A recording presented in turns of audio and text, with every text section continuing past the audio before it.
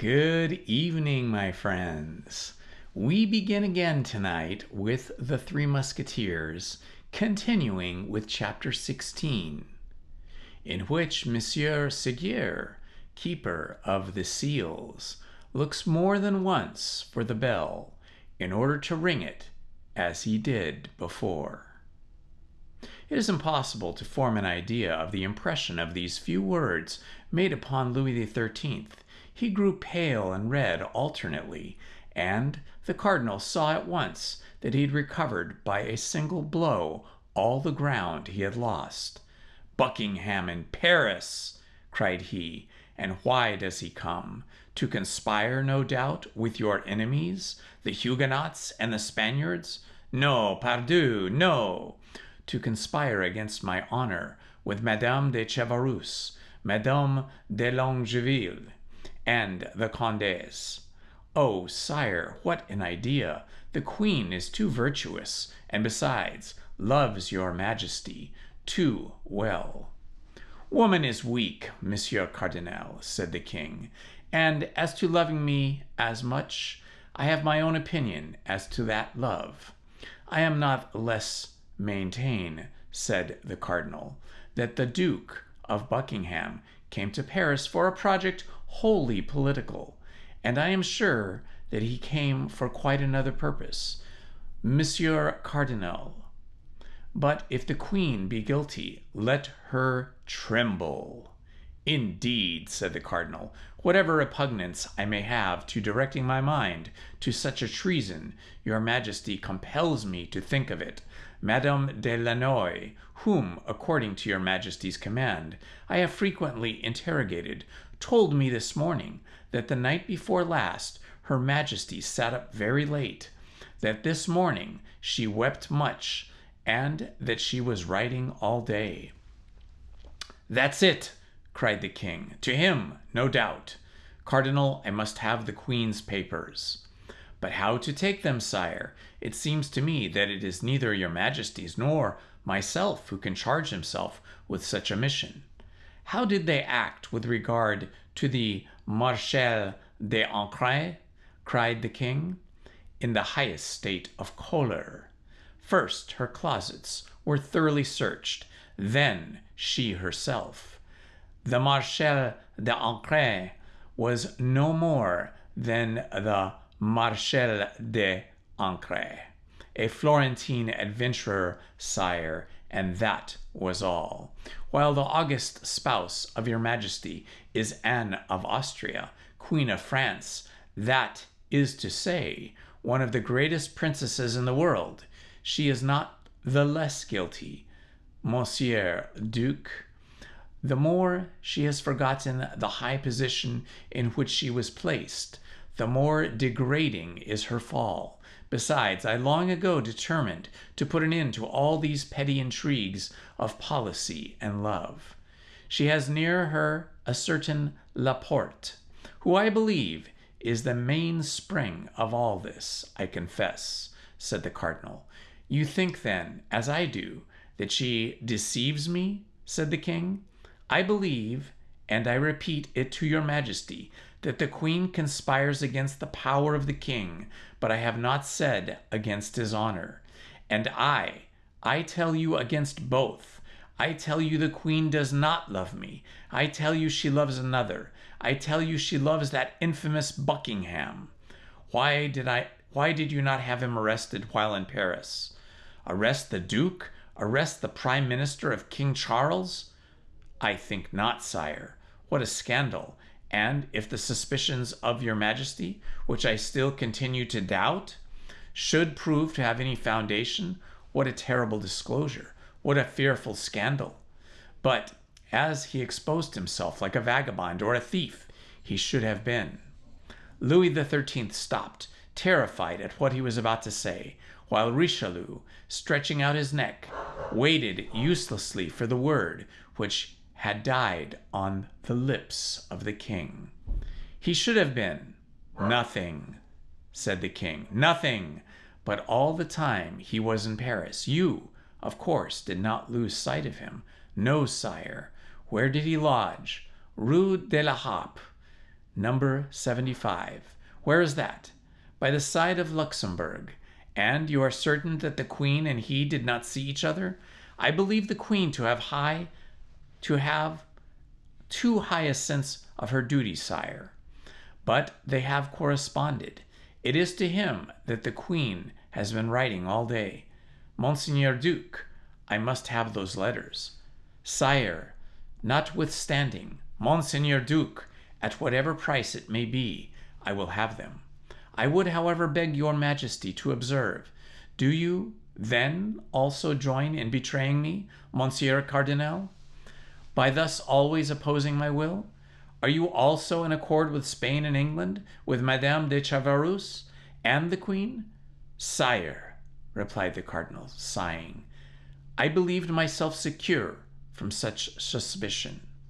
Monseigneur Cardinal, you have heard me. I will have those letters. There is but one way. What is that? That would be to charge Monsieur de Ségur, the keeper of the seals, with this mission. The matter enters completely into the duties of the post. Let him be sent for them instantly. He is most likely at my hotel. I requested him to call, and when I came to the Louvre, I left orders, if he came, to desire him to wait. Let him be sent for instantly. Your Majesty's orders shall be executed. But what? But the queen will perhaps refuse to obey. My orders? Yes, if she is ignorant that these orders come from the king. Well, that she may have no doubt on that head, I will go and inform her myself. Your Majesty will not forget that I have done everything in my power to prevent a rupture.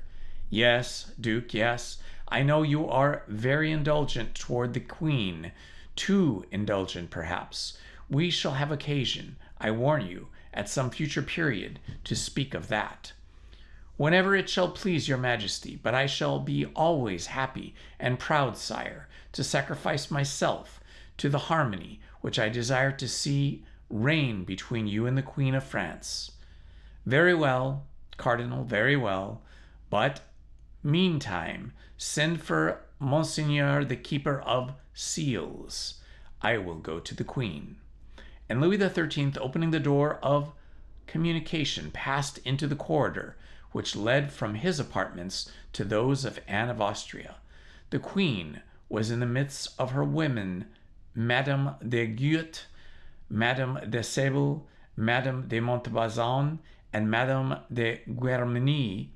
In the corner was the Spanish companion, Donna Estefania, who had followed her from Madrid. Madame Guermeny was reading aloud, and everybody was listening to her with attention, with the exception of the Queen, who had, on the contrary, desired this reading in order that she might be able, while feigning to listen, to pursue the thread of her own thoughts.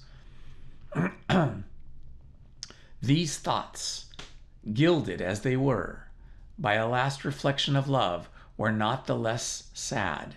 Anne of Austria, deprived of the confidence of her husband, pursued by the hatred of the cardinal, who would not pardon her for having repulsed a more tender feeling, having before her eyes the example of the Queen Mother, whom that hatred had tormented all her life.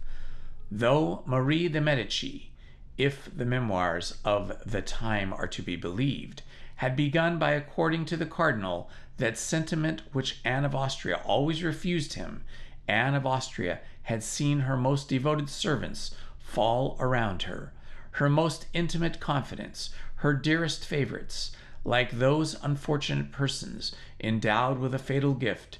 She brought misfortune upon everything she touched.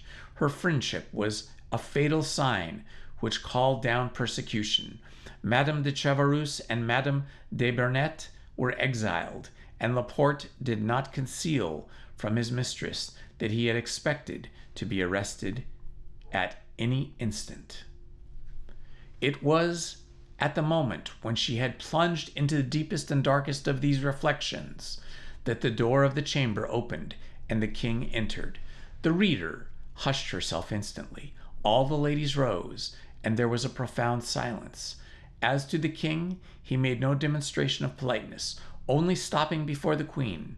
"Madame," said he, "you are about to receive a visit from the chancellor, who will communicate certain matters to you with which I have charged him." The unfortunate queen, who was constantly threatened with divorce, exile, and trial even, turned pale under her rouge, and could not refrain from saying, "But why has this visit, sire? What can the chancellor have to say to me that your majesty could not say yourself?" The king turned upon his heel without reply, and almost at the same instant the captain of the guards, Monsieur de Guetant, announced the visit of the chancellor. When the chancellor appeared, the king had already gone out by another door. The chancellor entered half smiling, half blushing. As we shall probably meet with him again in the course of our history, it may be well for our readers to be made at once acquainted with him.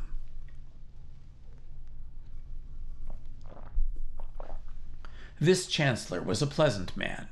He was Des Roches-la-Marcelle, canon of Notre Dame, who had formerly been valet of a bishop, who introduced him to his eminence as a perfectly devout man. The cardinal trusted him, and therein found his advantage. There are many stories related to him, and among them this. After a wild youth, he had retired into a convent, there to expiate, at least for some time, the follies of adolescence. On entering this holy place, the poor penitent was unable to shut the door so close as to prevent the passions he fled from entering with him. He was incessantly attacked by them, and the superior, to whom he had confided this misfortune, wishing as much as in him lay to free him from them, had advised him, in order to conjure away the tempting demon, to have recourse to the bell rope, and ring with all his might.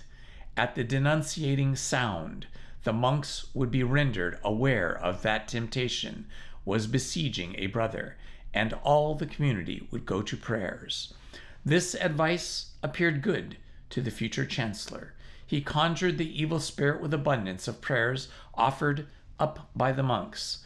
But the devil does not suffer himself to be easily disposed from a place in which he has fixed his garrison. In proportion as they redoubled their exorcisms, he redoubled the temptations. So that day and night the bell was ringing full swing, announcing the extreme desire for mortification which the penitent experienced. The monks had no longer an instant of repose. By day they did nothing but ascend and descend the steps which led to the chapel. At night, in addition to the compleans and matins, they were further obliged to leap 20 times out of their beds and prostrate themselves on the floor of their cells.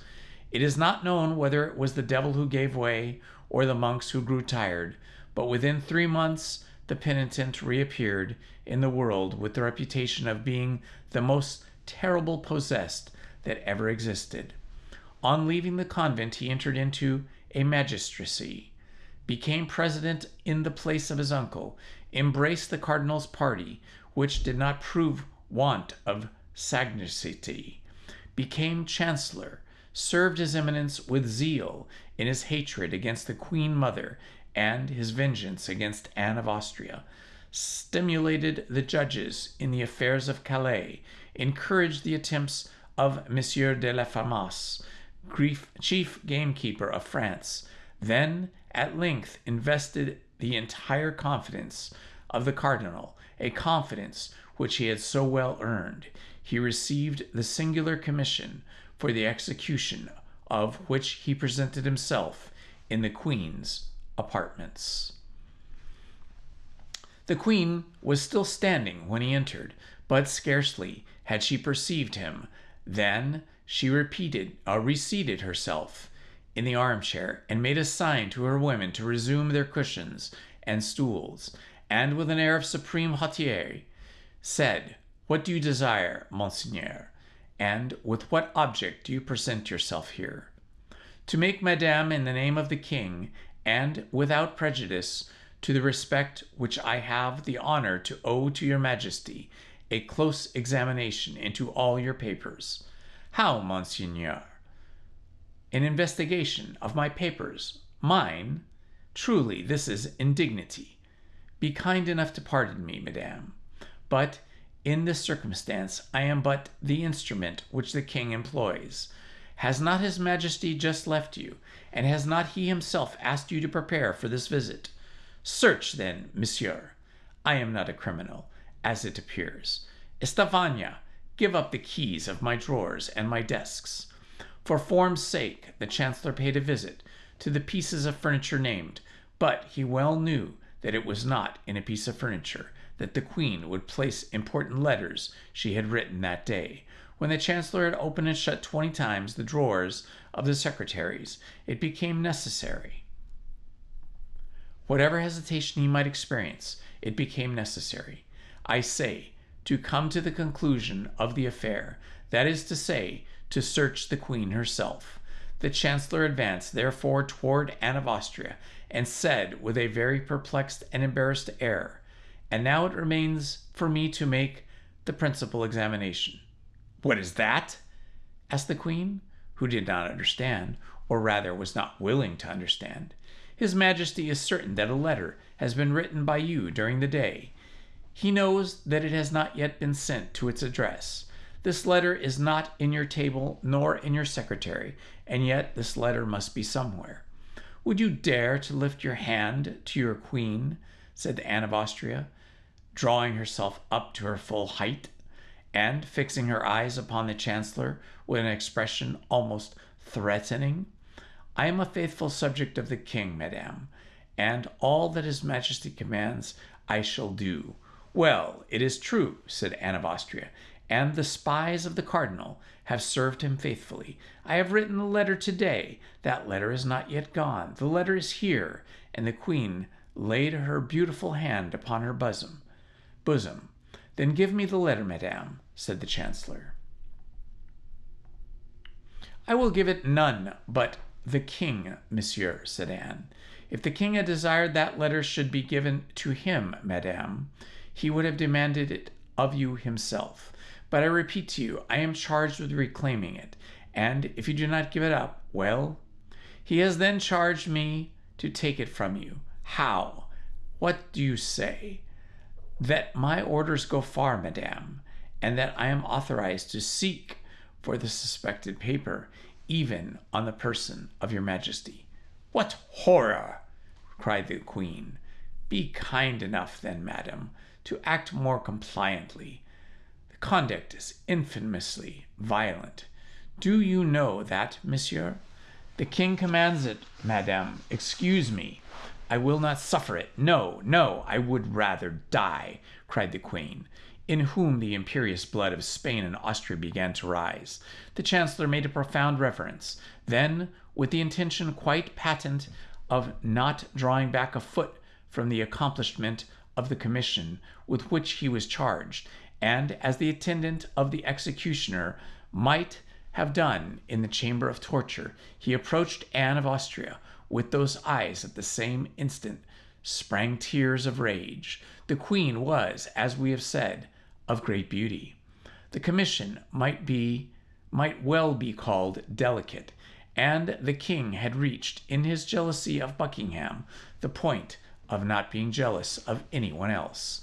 Without doubt, the Chancellor Seguier looked about at the moment for the rope of the famous bell, but not finding it, he summoned his resolution and stretched forth his hands toward the place where the queen had acknowledged the paper was to be found. Anne of Austria took one step backward, became so pale that it might be said she was dying, and leaning with her left foot, she with her right hand drew the paper from her bosom and held it out to the keeper of the seals. "There, monsieur, there is that letter," cried the queen, with a broken and trembling voice. "Take it and deliver it from me, from your odious presence." The chancellor, who on his part trembled with an emotion easily to be conceived, took the letter, bowed to the ground, and retired. The door was scarcely closed upon him when the queen sank half fainting, into the arms of her women. The chancellor carried the letter off to the king. Without having read a single word, the king took it with a trembling hand, looked for the address, which was wanting, became very pale, opened it slowly, and then seeing the first word that was addressed to the King of Spain, he read it rapidly. It was nothing but a plan of attack against the cardinal. The queen pressed her brother and the Emperor of Austria to appear to be wounded, as they really were, by the policy of Richelieu, the eternal object of which was the abasement of the House of Austria, to declare war against France, and as a condition of peace, to insist upon the dismissal of the cardinal. But as to love, there was not a single word about it in the letter. The king, quite delighted, inquired if the cardinal was still at the Louvre. He was told that his eminence awaited the orders of his majesty in the business cabinet. The king went straight to him. "There, Duke," said he, "you were right, and I was wrong. The whole intrigue is political, and there is not the least question of love in the letters. But, on the other hand, there is an abundant question of you."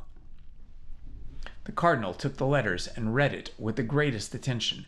Then, when he had arrived at the end of it, he read it a second time. "Well, your majesty," said he, "you see how far my enemies will go. They menace you with 2 wars if you do not dismiss me. If your place, in truth, sire, I should yield to such powerful instance, and on my part, it would be a real happiness to withdraw from public affairs. What say you, Duke? I say, sire, that my health is sinking under these excessive struggles, and that these never-ending labors. I say that according to all probability, I shall not be able to undergo the fatigues of the siege of La Rochelle, and that it would be far better that you should appoint me there either Monsieur de Condé, Monsieur de Basseperre, or some valiant gentleman whose business is war, and not me, who am a churchman, and who am constantly turned aside from my real vocation to look after matters for which I have no aptitude. You would be the happier for it at home, sire, and I do not doubt that you would be greater for it abroad." "Monseigneur Duke," said the king, "I understand you. Be satisfied, all who are named in the letter, and shall be punished as they deserved, even the queen herself. What do you say, sire? God forbid that the queen should suffer the least inconvenience or uneasiness on my account. She's always believed me, sire, to be her enemy, although your majesty can bring witness that I have always taken part warmly even against you. Oh, if she betrayed your majesty on the side of your honor, it would be quite another thing, and I should be the first to say, no grace, sire, no grace for the guilty. Happily, there is nothing of that kind, and your majesty has just acquired a new proof of it." "That is true, Monsieur Cardinal," said the king, "and you were right, as you always are. But the queen, not the less, deserves all my anger. It is you, sire, who have now incurred hers, and even if she were to be seriously offended, I could well understand it. Your majesty has treated her with a severity. It is thus I will always treat my enemies and yours, Duke, however high they may be placed, and whatever peril I may incur in acting severely toward them. The queen is my enemy, but it is not yours, sire. On the contrary, she is a devoted, submissive, and irrevocable wife. Allow me then, sire, to intercede for her with your majesty. Let her humble herself, then, and come to me first. On the contrary, sire, set the example. We have communicated the first wrong, since it was you who suspected the queen." "What? I make the first advances?" said the king. "Never." Sire, I entreat you to do so. Besides, in what manner can I make advances first? By doing a thing which you know will be agreeable to her. What is that? Give a ball. You know how much the queen loves dancing. I will answer for it. Her resentment will not hold out against such attention. Monseigneur Cardinal, you know that I do not like worldly pleasures. The queen will only be there more grateful to you, as she knows your antipathy for that amusement. Besides, it will be an opportunity for her to wear those beautiful diamonds which you gave her recently on her birthday, and with which she has since had no occasion to adorn herself. We shall see, Monseigneur Cardinal. We shall see, said the king, who, in his joy at finding the queen guilty of a crime which he cared little about, and innocent of the fault which he had great dread, was ready to make up all differences with her. We shall see, but upon my honor, you are too indulgent toward her. Sire, said the cardinal, leave severity to your ministries. Clemency is a royal virtue. Employ it, and you will find that you derive advantage therein. Therein the cardinal, hearing the clock strike 11, bowed low, asking permission of the king to retire, and supplicating himself to come to a good understanding with the queen. Anne of Austria, who in consequence of the seizure of her letter expected reproaches, was much astonished the next day to see the king make some attempts at reconciliation with her. Her first movement was repellent. Her womanly pride and her queenly dignity had both been so cruelly offended that she would not come round at the first advance. But, over-persuaded by the advice of her women, she last had the appearance of beginning to forget. The king took advantage of this favorable moment to tell her that he had the intention of shortly giving a fete, or a party. A fete was so rare a thing for poor Anne of Austria that at this announcement, as the cardinal had predicted, the last trace of her resentment disappeared, if not from her heart, at least from her countenance. She asked upon what day the fete would take place, but the king replied that he must consult the cardinal upon that head. Indeed, every day the king asked the cardinal when this fete should take place, and every day the cardinal, under some pretext, deferred fixing it. 10 days passed away thus. One, the 8th day, after the scene we have described, the cardinal received a letter with the London stamp, which only contained these lines: I have them, but I am unable to leave London for want of money. Send me 500 pistoles, and 4 or 5 days after I have received them, I will be in Paris. On the same day the cardinal received this letter, the king put his customary question to him. Richelieu recounted on the fingers. I said to myself, she will arrive, she says, 4 or 5 days after received the money. It will require 4 or 5 days for the transmission of the money, 4 or 5 days for her to return. That makes 10 days.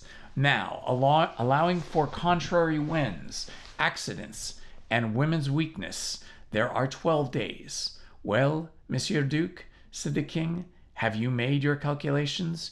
Yes, sire. Today is the 12th of September. The aldermen of the city give a fete on the 3rd of October, which will fall in wonderfully well. You will not appear to have gone out of your way to please the queen. Then the criminal added, apropos, sire, do not forget to tell her majesty the evening before the fete that you should like to see her diamond studs become her.